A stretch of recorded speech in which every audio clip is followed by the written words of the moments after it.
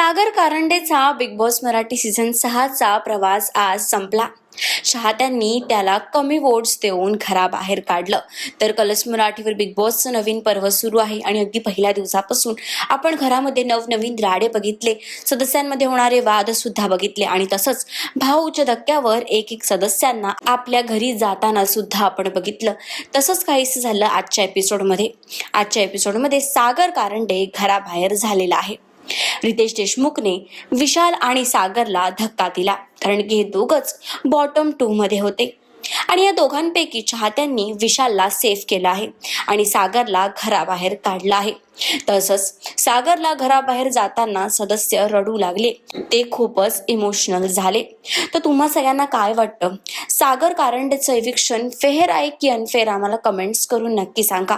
आणि अशाच सगळ्या लेटेस्ट अपडेटसाठी टेली रिपोर्टर मराठीला सबस्क्राईब करायला विसरू नका.